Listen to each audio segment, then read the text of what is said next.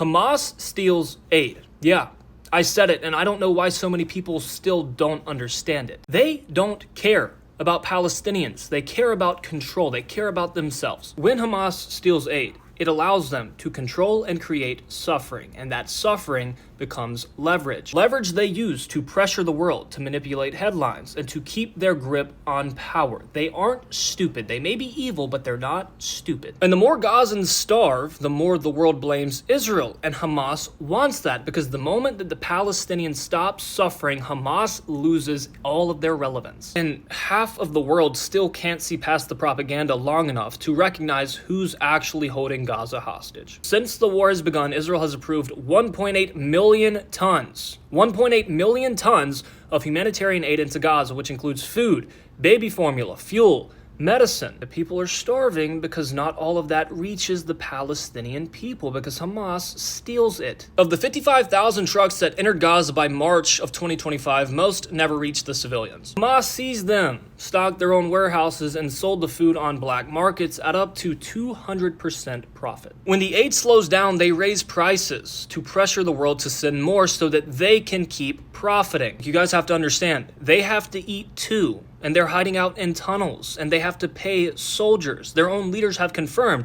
that a lot of the times when they don't have aid, when they don't have money, they can't afford to pay their fighters. Do you think they're all just doing it for free? There have been multiple eyewitness and leaked calls that have confirmed that the people who fired at the civilians were Hamas because they didn't want them to get the aid. American aid workers were attacked by Hamas. 2 of them were injured by grenades and 12 of them were murdered. But still, international media repeats Hamas's lies, and they blame Israel for the violence that Hamas is actually committing. Something that a lot of people don't understand is that all of the information that these international organizations are getting, because you guys love to claim Israel doesn't let journalists in, all of their information is coming from Hamas, from the Gazan Ministry of Health. For the most part, they know just as much as you and I do, and they're taking Hamas's word. And the GHF, which is a US-based foundation, they bypass Hamas completely, and they just delivered over 1 million food packages in 1 week at secure Hamas-free distribution centers. It's working. There are videos of tons of people getting food and actually thanking America and Israel, but Hamas wants that to be stopped because feeding civilians weakens their power. So don't just ask if there's hunger in Gaza. Of course, there are people who are hungry, but not on the large-scale systematic level that everyone thinks.